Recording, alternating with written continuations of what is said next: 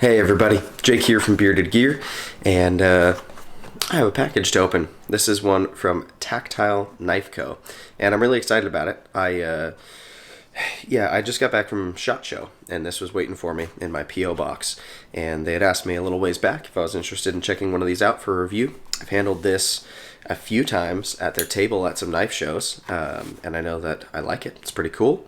I have just recently started getting into slip joints just a tiny bit. I have a Birdvis custom. Still need to shoot my full review on that. That'll be real soon. I'm ready to. I just need to find the time to sit down and do it. But yeah, I've started to initiate myself with some actual slip joints that I like. For a long time, I was kind of anti-slip joint. I just didn't get the allure.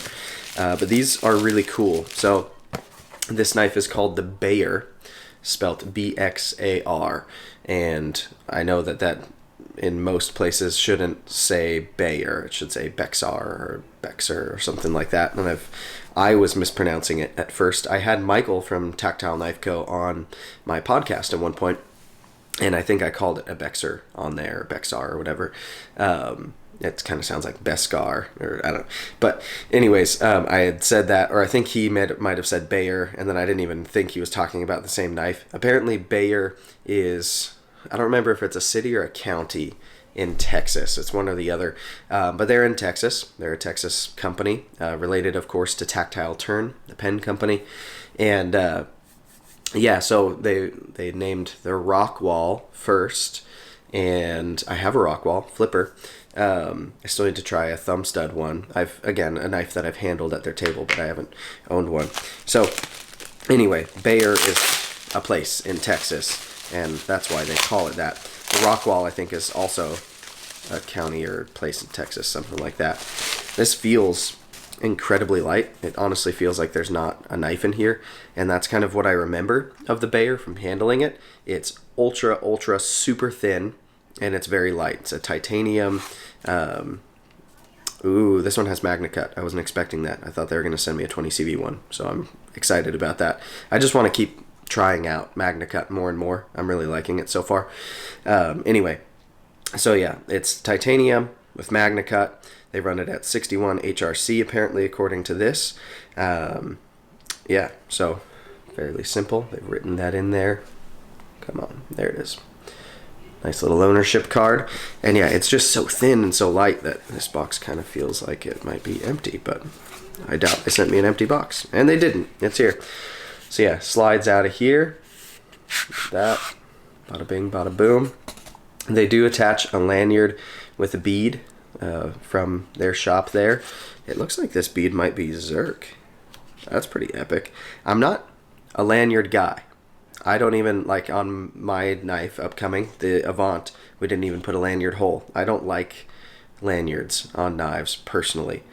On a slip joint, I feel like maybe I might be open to it way more than I would on a locking knife.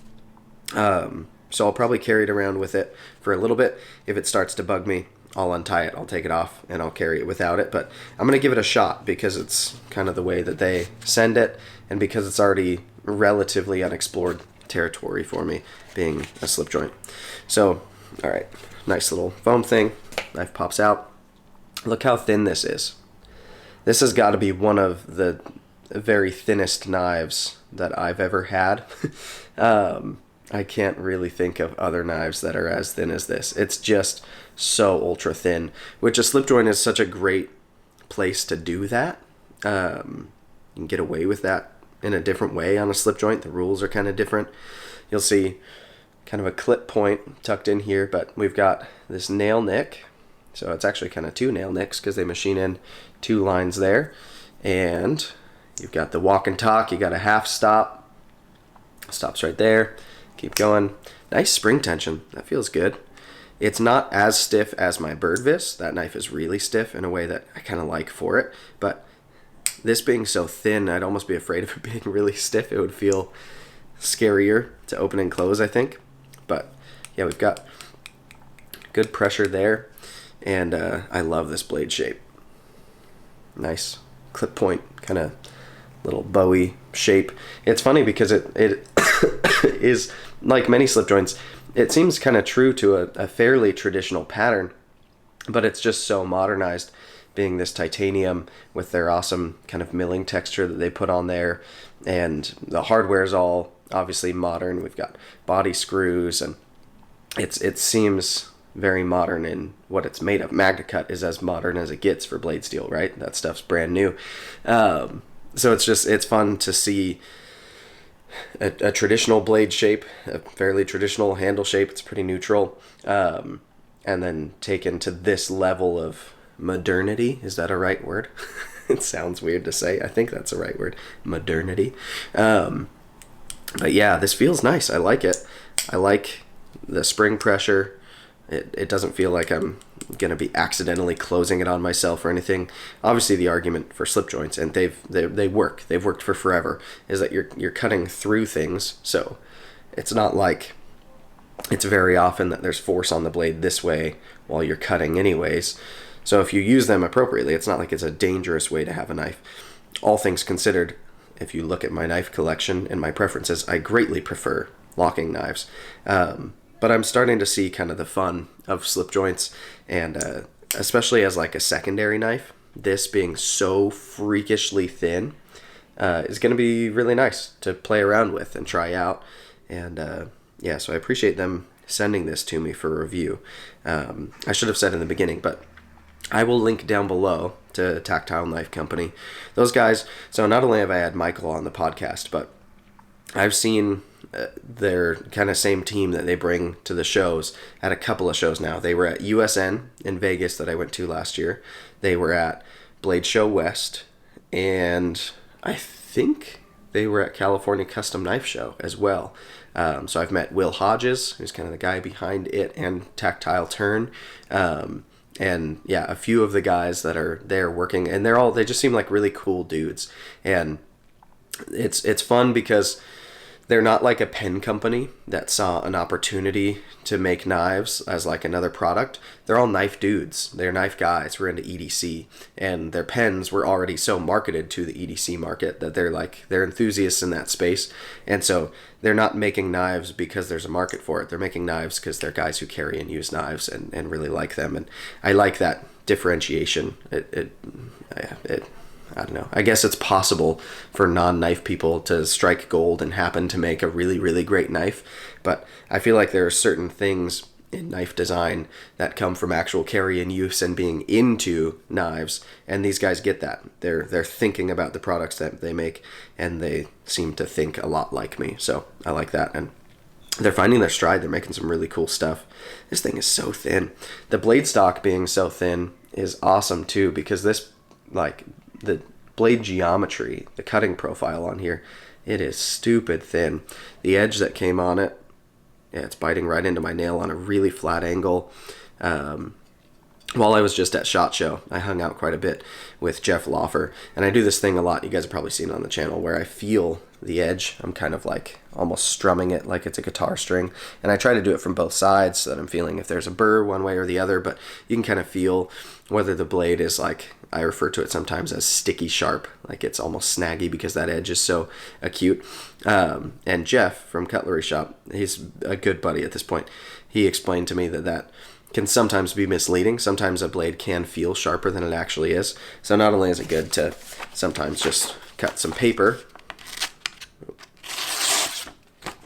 and do things like that to feel how sharp a knife is, but if you don't have paper on hand, if you go ahead and like try to kind of dig into your nail as flat as possible. So instead of being on an angle and trying to like see if that catches on your nail, but like this, obviously it's catching. I'm pulling some nail off because I'm on a hard angle, but if I flatten that angle, the flatter it is that it can kind of bite in is kind of a good metric of sharpness according to him. And so I was doing it with knives the whole time at the show, seeing how flat I could get and have it still bite. This is getting pretty freaking flat. It's a good edge that's on there. Anyways, it's also very thin behind the edge. The geometry on here is great. And yeah, I like having a little more Magnacut in the collection. This is now my second folder in Magnacut because I have the new ProTech Terzula collab, the ATCF in Magnacut. And this is number 2, the Tactile Knife Co. Bayer. And this is cool. I'm excited to start putting it through its paces, carry it, use it. I will be doing a full review. They did send me this, so full disclosure, they provided this knife to the channel for review. I did not pay for it, so call that whatever you want. I will do my very best to not be biased about it and to look at the knife objectively. I know, too, from talking to those guys that they value the feedback, that they're looking for me to point out things that I think could be enhanced or altered or changed, whatever it would be that I think would make the knife better. So I will be going through a review process from that perspective. I make sure that people know if they're sending something to me that I retain the ability to be honest and talk about things, whether that's good or bad. And those guys are really cool about it. So I guess that'll take us where we need to go for now. I'm actually about to head out the door, so I got to call this good. And appreciate you guys for watching. Again, Tactile Knife Co. will be linked down below. Really cool dudes over there. Check them out if you haven't. They've started to have knives available for a long time. It was a waiting list kind of thing, and now they've been kind of dropping little batches, and they're doing Magnacut on the rock walls too, the thumb stud rock walls. They're doing some Magnacut. They also do some 20CV drops.